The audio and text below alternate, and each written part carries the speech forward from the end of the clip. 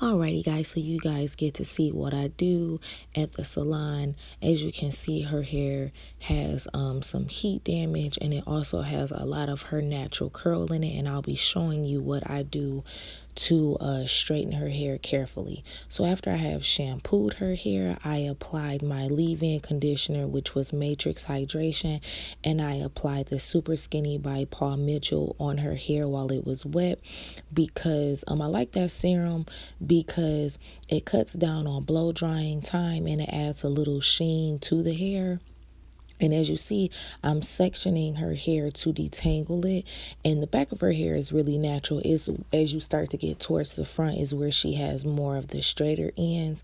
And I'm taking a wide tooth comb and combing out her hair starting at the ends.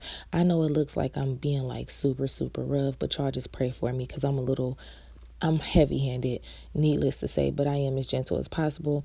I wanted to show you guys the comb so that you can see how little her hair was left in the comb. But anyways, with curly hair, you want to be careful as you're detangling, because as you're detangling, you will see that it will begin to tangle itself back up, especially when your hair is fighting through two textures. It's really important that the way that you detangle is very careful and very gentle, because you have to think about the curly hair with the straight hair.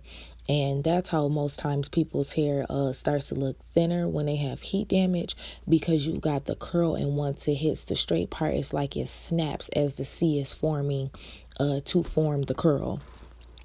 So I'm just detangling her hair, and I put this serum on like a pea size on each half of her hair, because I divided it in half, and then I put the serum on.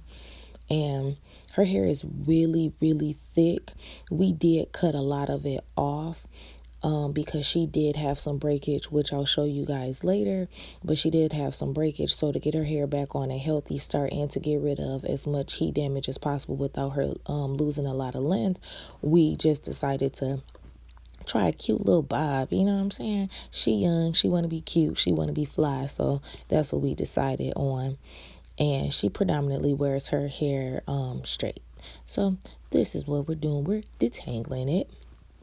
I always tell people, like, if your hair is really tangly, get a water bottle and put like some leave-in conditioner in there, or put some water in there and put a little bit of leave-in conditioner and spray your hair down to create more slip to it. So as you see, these are her sections, and I have some clips to pin like the little straight ends part together so that it doesn't unravel while it's under the dryer.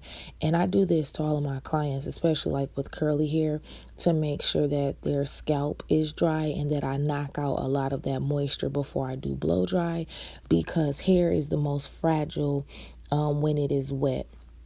So when I start to blow dry her hair, I have a nozzle on my blow dryer, as you guys can see, but I take the sections and I stretch the hair first, knocking out additional water, because by her hair being so thick, when I took out the twist, it was still really damp. And then I'll take a Denman brush, and I'm just starting at the ends first, and then I'm working my way up towards the scalp, because I cannot stand when I see people blow dry straight from the scalp, especially on curly hair, because curly hair can tangle up and you never know about it, and it just causes the hair to rip. And because her hair is in a reparative state, I'm trying to be as gentle as possible and make sure that I do things as correct as I see fit. I got this trick to stretch the hair first while blow drying from this girl named Tiara. She has a YouTube channel. Her name is Tiara J Beauty on here. And I thought it was so helpful ever since I started seeing her do that. And I'm like, you know what? I'm going to do that. But anyways, back to this blow drying.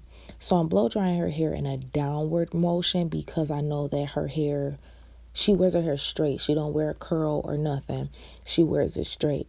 So I don't really want to create any volume to her hair, and I want her cuticle all facing the same direction, which is down.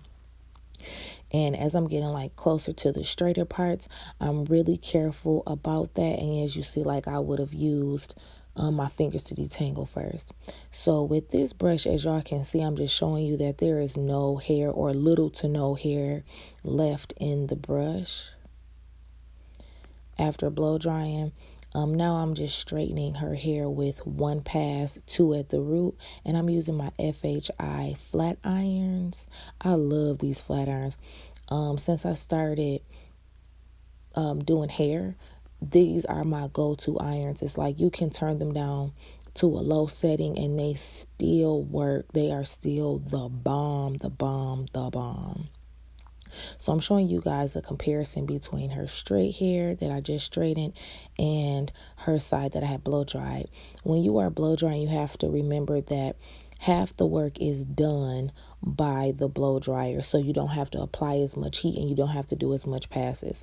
I am going to trim her ends, but I just want to show you guys like where she has the breakage, where it's like a little bit below her temple area is where the breakage is, which I have to keep that into consideration when I am trimming her hair, because if I trim too much, you'll be able to see the gaps in her hair, and the goal is to keep her hair looking as full as possible as we are repairing it. Now I'm going to be taking big sections with my Babyliss, or you say it Babyliss, I don't know y'all, but I'll have it on the lowest setting and I'm just bumping her ends. This flat iron is a bigger and wider flat iron, and I like to use it because when I use a smaller flat iron, it's like I put a bump that's too tight in there, and she young, she don't want no granny bump on her hair. Now look at this payoff, guys. Look at it.